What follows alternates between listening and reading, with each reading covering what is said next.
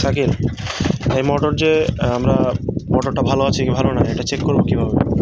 আমরা এটা চেক করতে হবে, আমাদের যে ক্লাম মিটার আছে না, ক্লাম মিটার দিয়ে।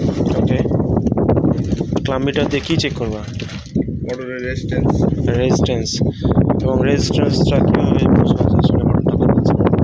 আপনার রেজিস্ট্যান্সের গেলাম, যাওয়ার পর আপনার মনে করেন যে স্পিকারও দিতে পারি, স্পিকার ছাড়াও মনে করেন যে চেক করতে পারি। যেমন স্পিকার দিয়ে চেক করবো।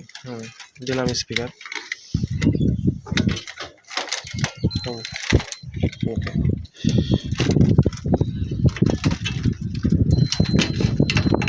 এই 1.6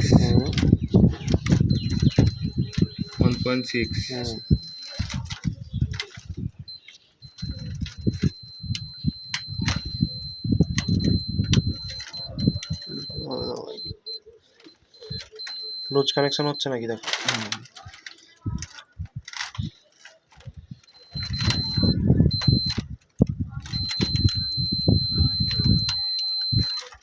মিস্টেক হচ্ছে, তুমি এক কাম করো, দরকার হলে এই তারে এই লাক্সগুলো দিয়ে দেবো। হ্যাঁ, অনেক সময় দীর্ঘদিন যাবত চলার কারণে নাটে রেজিস্ট্যান্স ঠিক মতো থাকে না। 1.8 1.8 বা 7। হ্যাঁ, ওকে, তারপরে নেক্সট এটার থেকে এটা নাও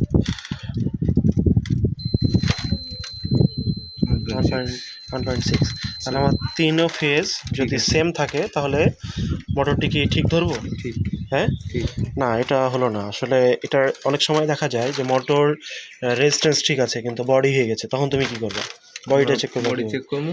হ্যাঁ, এই দেখেন এখন বডি কোনো বডি নেই। আবার নেক্সট পেজ নাও, অন্য পেজ নাও। এক পেজে কখনো হয় না, 3 পেজই চেক করতে হবে। হ্যাঁ, নাও। ওকে, এখন আমরা শিওর হতে পারি যে মোটরটা ঠিক আছে। ঠিক আছে, কিন্তু বডি না চেক করলে অনেক সময় মোটর শিওর হওয়া যাবে না যে এই মোটরটা ঠিক আছে। ঠিক আছে, এটা মাথায় রাখিও, বডি চেক করতে হবে। ঠিক আছে। ওকে।